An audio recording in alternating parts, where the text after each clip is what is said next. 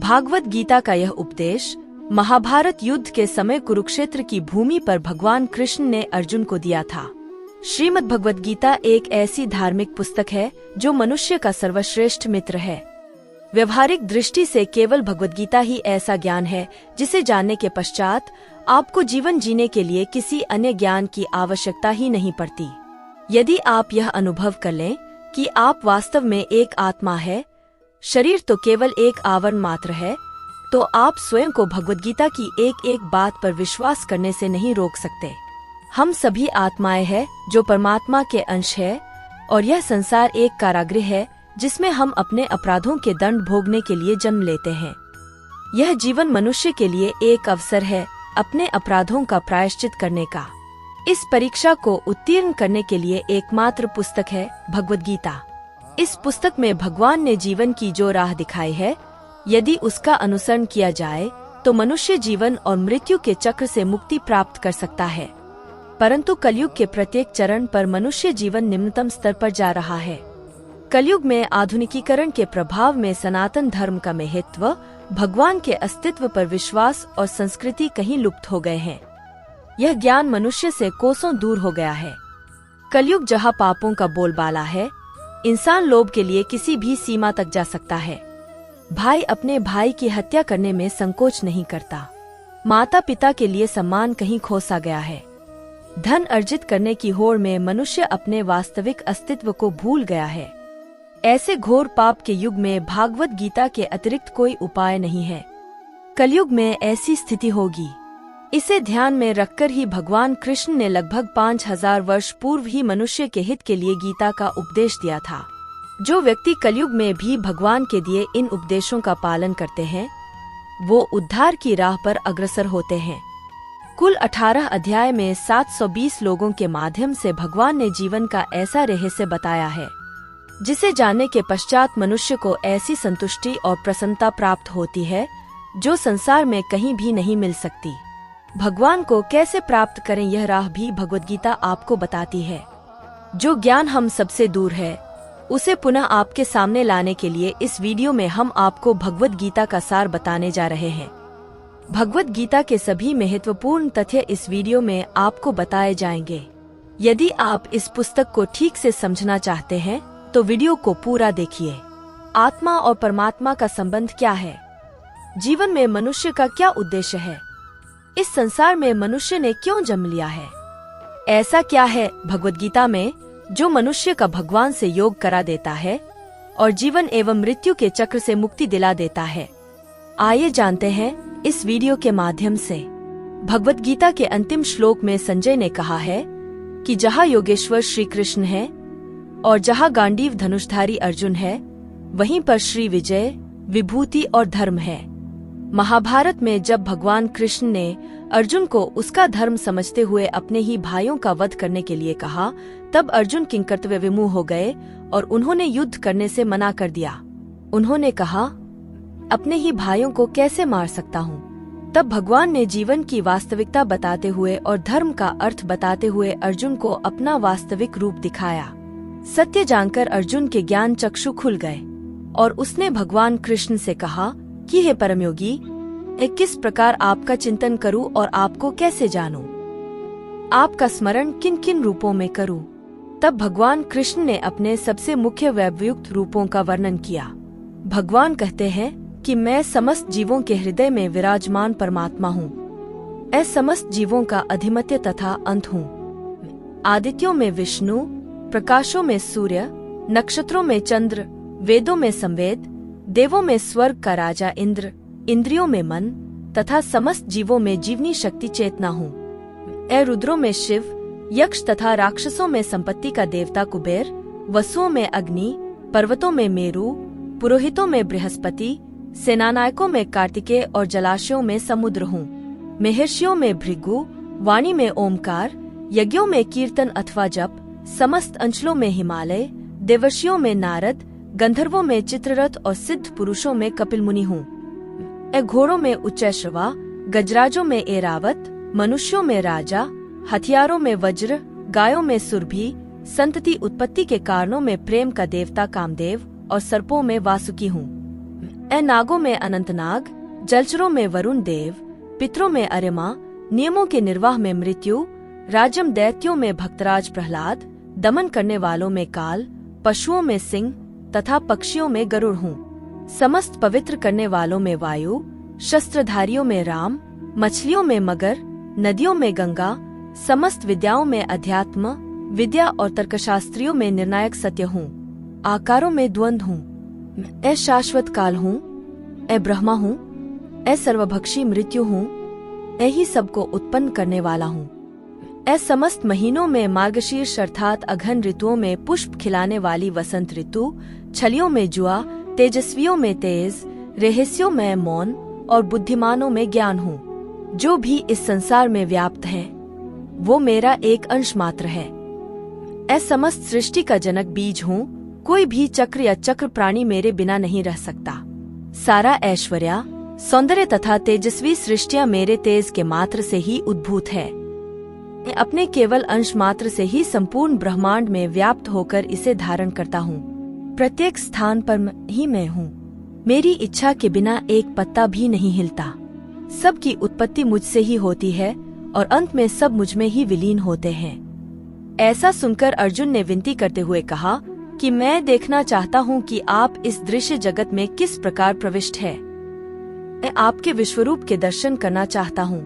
तब भगवान कृष्ण ने अर्जुन को विश्वरूप देखने हेतु दिव्य नेत्र प्रदान किए। अर्जुन ने इस रूप में असंख्य मुख, असंख्य नेत्र तथा असंख्य आश्चर्य में दृश्य देखे। यह रूप अनेक दैवीय आभूषणों से अलंकृत था और अनेक दैवीय हथियार धारण किए हुए था। भगवान का यह स्वरूप आश्चर्यचकित करने वाला तेज में असीम और सर्वत्र व्याप्त था। इस प्रकार अर्जुन भगवान के इस विश्वरूप से एक स्थान पर ही हजारों भागों में विभक्त ब्रह्मांड के अनंत अंशों के दर्शन कर सके।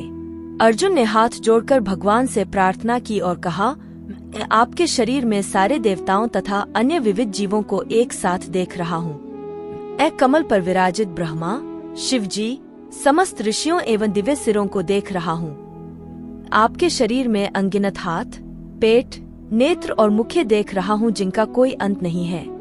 आप में अंत दिखता है, ना मध्य और ना ही आदि, आप ही परम है। आप इस ब्रह्मांड के परम आधार है। आप अपव्यय तथा पुराण पुरुष है। आप ही सनातन धर्म के पालक है। आपका यश अनंत है। हे योगेश्वर, आपकी आसन भुजाएं हैं। सूर्य तथा चंद्रमा आपकी आंखें हैं। आपके मुख में प्रज्वलित अग्नि निकलती और आपके तेज से संपूर्ण ब्रह्मांड को जलते हुए देख रहा हूँ। भगवत गीता में भगवान कहते हैं कि यदि मेरी शरण में आना चाहते हो तो इस जीवन को मेरी भक्ति के लिए उपयोग करो। मेरे भक्ति तुम शरीर नहीं अपितु आत्मा के माध्यम से ही कर सकते हो।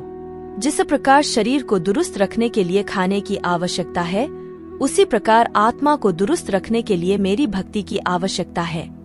जब तक तुम इस भ्रम में रहोगे कि तुम एक शरीर हो, तब तक तुम मुझ तक नहीं पहुंच सकते। जब तुम्हें यह ज्ञान हो जाएगा कि तुम शरीर नहीं अपितु एक आत्मा हो, तब तो मेरे द्वारा दिया गया यह ज्ञान अर्जित करने के और मेरे भक्ति करने के योग्य होंगे, और तब तुम्हें मेरी शरण में आने से कोई नहीं रोक सकता।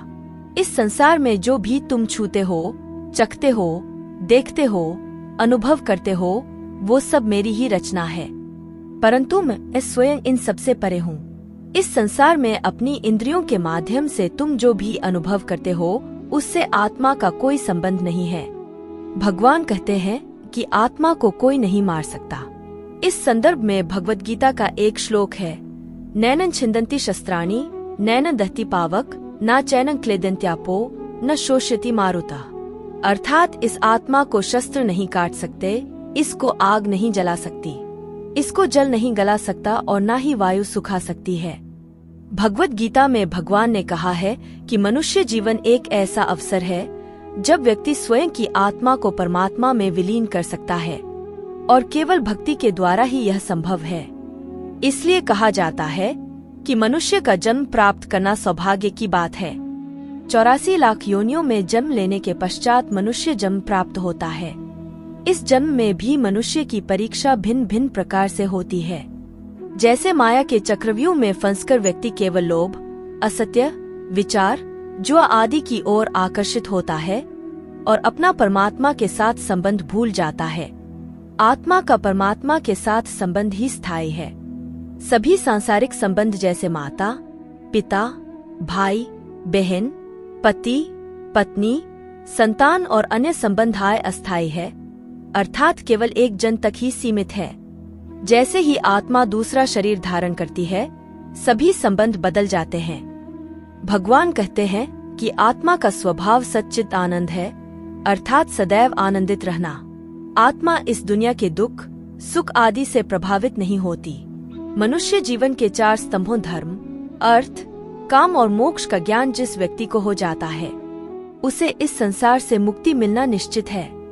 धर्म का अर्थ भगवान भागवत गीता में विस्तृत रूप से बताते हैं। हिंदू, मुस्लिम, सिख, ईसाई आदि धर्म नहीं है, अपितु मनुष्य को कर्म करते हुए जीवन कैसे जीना है, जीवन का सदुपयोग कैसे करना है।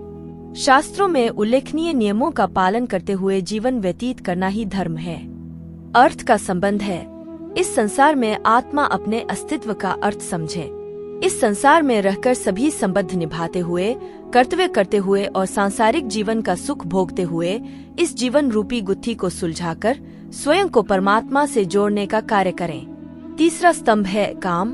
भगवान कृष्ण ने गीता में कहा है कि प्रत्येक मनुष्य काम, क्रोध, मोह, लोभ, ईर्ष्या और अहंकार से पीड़ित है। मनुष्य को चाहिए कि वो इन मानसिक स्थितियों को नियंत्रण में रखते हुए जीवन यापन करें, क्योंकि इन भावनाओं से प्रभावित होकर मनुष्य कभी भी परमात्मा की शरण में नहीं जा सकता। चौथा स्तंभ है मोक्ष। जब तक मनुष्य इच्छाओं का त्याग नहीं करेगा, तब तक मोक्ष के द्वार तक पहुंचना असंभव है। भगवत गीता में भगवान कृष्ण कहते हैं कि मनुष्य की इच्छाएं उसके इस संसार में आने का बहुत बड़ा कारण है। यदि मनुष्य लोभ इच्छाएं, अहम आदि का त्याग कर एक सादा जीवन व्यतीत करें और सभी नियमों का पालन करते हुए मेरी भक्ति में लीन हो जाए, तो आत्मा को मोक्ष अवश्य प्राप्त होगा। परंतु उससे पहले अपने पाप और पुण्य के अनुसार आत्मा को स्वर्ग और नरक भोगने पड़ते हैं। यदि कोई आत्मा स्वर्ग की ओर जाती है, वहाँ की भव्यता देख विचलित हो जाती है, तो उसे वहीं रहना पड़ता है और उस जन्म में उसके लिए मोक्ष के द्वार बंद हो जाते हैं और पुनः मुक्ति पाने के लिए एक नया शरीर धारण कर आत्मा को पुनः सभी प्रयत्न करने होते हैं। जहाँ भी किसी इच्छा या लोभ ने जन्म लिया, वहीं पूरी मेहनत पर पानी फिर जाता है और दोबारा जन्म लेकर परमात्मा तक पहुँचने के रास्ते खोजने होते हैं। जब तक आत्मा अपने अस्तित्व को नहीं पहचानती, तब तक उसे कर्मों के अनुसार नए नए शरीर धारण करने पड़ते हैं। भगवत गीता में कर्म योग, भक्ति योग, राजयोग और ज्ञान योग का वर्णन है। जब मनुष्य शरीर द्वारा कर्म करके परमात्मा के साथ योग करता है, तो उसे कर्म योग कहा जाता है। कर्म योग में व्यक्ति सदैव परमात्मा द्वारा बताए गए नियमों का पालन करते हुए कर्म करता है और परोपकार करते हुए जीवन व्यतीत करता है। भगवान कहते हैं कि यदि कोई व्यक्ति स्वयं को मुझे समर्पित कर दे, तो उसे मैं प्रसन्नतापूर्वक स्वीकार करता हूँ और उसे अपनी शरण में ले लेता हूँ। भगवान की ओर ऐसे समर्पण को भक्ति योग कहा गया है। गीता में भगवान ने कहा है कि यदि कोई मनुष्य ध्यान के उस स्तर पर पहुंच जाए जहां वो सभी चक्रों को सिद्ध करके कुंडलिनी जागृत कर ले, तो वो परमात्मा से योग कर सकता है। इसे राजयोग कहा गया है। जब मनुष्य को अपने अस्तित्व के विषय में जानने की जिज्ञासा होती है और वह अध्यात्म के अभ्यास की ज्ञान की प्राप्ति करता है और फिर परमात्मा के साथ योग करता है, इसे ज्ञान योग कहा जाता है। तो आइए भागवत गीता मनुष्य जीवन के जिन रहस्यों का वर्णन करती है, उनको समझकर जीवन को सार्थक बनाएं। यदि आपको भगवत गीता सार का यह विवेचन पसंद आया हो, तो सबके साथ शेयर करें, जिससे इस संसार में उपस्थित सभी आत्माएं अपने वास्तविक रूप को समझकर परमात्मा में विलीन होने के प्रयास में जुट जाएं और इस जीवन मृत्यु के चक्र से बाहर निकलकर सदैव ही भगवान के शरण में रहें। और यहीं पर समाप्त होती है आज की प्रस्तुति। हरे कृष्णा, राधे राधे।